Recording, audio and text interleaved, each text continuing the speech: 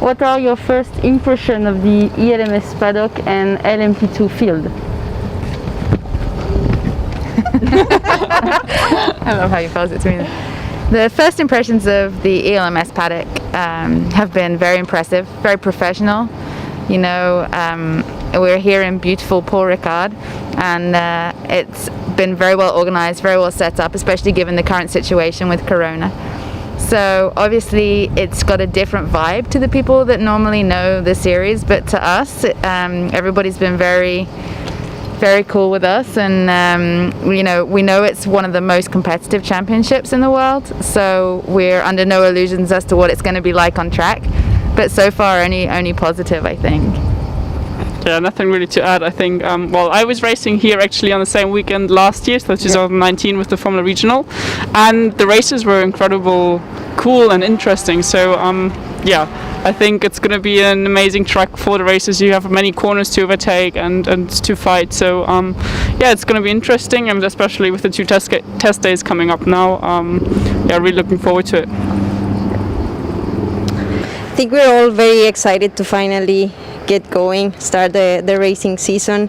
Of course, it's one of the most competitive championships. You have F2 winner of last year, very strong names, so I think it's gonna be a tough competition, but as a team I think we're here to learn as much as we can in the prologue, and hopefully put everything together to start the year with the right foot on Sunday.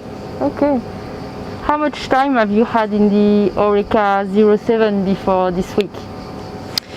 So we all, the three of us, we tested in Bahrain for the first time, the LMP2 car last year. Then Catherine and me, we had a test in Alcañiz, 2 days.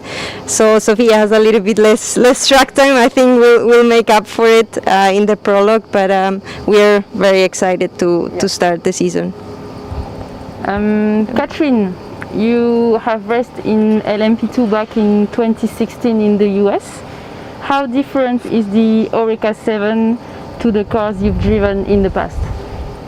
I've driven in prototypes, let's say, in the past, especially in America, where I've had the biggest part of my career now to date.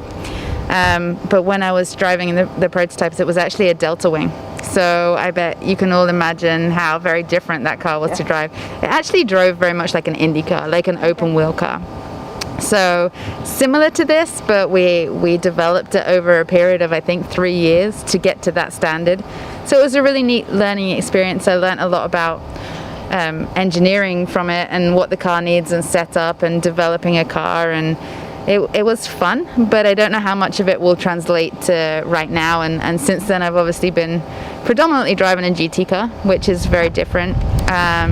So it's going to be a matter of switching my brain back onto driving something with a little bit of downforce and obviously quite a lot of power. So I'm excited because these kind of cars, they give you goosebumps, you know, they make you really passionate about what we came to do, and we all started in single-seaters in open-wheel cars. And so we all have that feeling in the seat that we want to drive fast with a lot of downforce. So it's going to be pretty awesome, I think. Sofia, unfortunately you won't be here this weekend for the race at Le Castellet due to other commitments in FIA F3. Will you be getting extra time in the Oreca during the 2-day ELMS test to make up for the fact that your teammates will be racing the car this weekend? Well, as I'm doing a double program this year with F3 and ELMS, I'm pretty busy now actually because of COVID-19. Everything got shifted, to the second half of the year, and I have a race in Hungaroring coming up this weekend, so I sadly cannot be here in Paul Ricard. Also sadly I'm just able to do 1 day of testing tomorrow. The engineer told us that I can drive a little bit more tomorrow just to get some time in the car and to get used to it, as I also missed some 2 test days in March. Them two are racing this weekend, and I think they have to prepare and be quick and work out the setup, so they are happy. At some point I'll hopefully have some time in the car and also get used to it, but I'll cross my fingers for my 2 teammates. Tatiana, you have a lot of single-seat racing experience. how different is it going to be to race a Le Mans prototype with your two teammates? Yeah, I mean, I think it's an exciting new chapter for me, for the team as well. Obviously, a lot of single-seater experience. I think it's always helpful, but I think there are a lot of things that I need to learn as well as a driver. To, you know, you've been asked to do fuel safe, the tires, a lot more time in the car, so a lot of traffic, which with very different kind of speeds.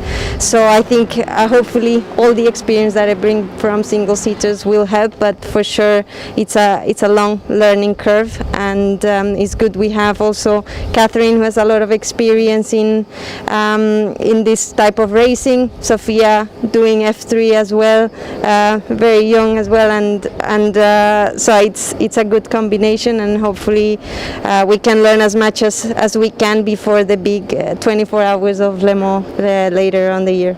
Yeah. Speaking of it, we have 3 ELMS races before the big one, the 24 hours of Le Mans. What are you looking forward to the most about Le Mans, and what are your expectations for this race? Well, I think we've done the 24 hours virtual, which I think was a great start to get to know the team, get to know each other. Of course, it's the biggest race in the world, so you want to do really well, and we're preparing everything for them all. Let's say so. Hopefully, we can be fighting for the podium. Of course, that's what we want to be, but taking it step by step and learning everything in the next couple of rounds. Yeah, I also think that like the setup we have, like with all of 3 of us, Catherine having a lot of experience in endurance racing, and yeah, us 2 coming more from single seaters, more like knowing, trying to get the perfect lap out, and having Signatech or Richard Mille Racing behind us, who have a bunch of experience in endurance racing, who won Le Mans several times, and who've been driving in WEC but also in ELMS many years. I think we have a great team behind us, working hard with us to be prepared as much as possible for Le Mans. And yeah, as you said, we have 3 rounds coming up in the ELMS Championship, which will help us to learn the car, to learn the key facts about endurance racing, and to work with the team to get the car as good as possible. I think I can't really add so much, but I've done, as the girl said, I've done a lot of endurance racing. I've done a lot of 24-hour races at Daytona and so on, and I've never done Le Mans. So for me, it's as much, one of those bucket list races that's eluded me, that evokes so much emotion in everybody. Whenever you say Le Mans, everybody gets goosebumps, and they, as a driver, it's one of the races that you really want to not only compete in but win. And I think we have a legitimate chance with the team that we're with, with Richard Mille Racing and Signatech. They've won Le Mans several times now, and I think that we couldn't be learning from better people. So it's definitely an exciting time for us. It's a different time, obviously, with Corona and what's going on, and we were panicking for a while that we might not get to go to Le Mans. So we still cross fingers. And, for us, it's a lifetime experience that we're really looking forward to. You are being supported by the FIA Women in Motorsport. How important to you as a driver is this initiative? The FIA Women in Motorsport initiative has been a game changer in a lot of female drivers' careers. I've been there since the very beginning, when it was just an idea that they had, and it's taken a while to really gain momentum. But now it's completely different to how it was 10-15 years ago, where there are so many more opportunities now. Like, this is a great example. The FIA Women in Motorsport has been pushing for so long, very hard, with Michelle Mouton and Kathy Müller-Erlecher, and it's the opportunities that have been created, but also the organization around them with the support. So young drivers, young girls have somewhere they can go for advice, for career opportunities, and I just think that it's great to be a young female driver now, because you will have that ladder and you'll have that step, And in a way, I wish I was Sophia's age.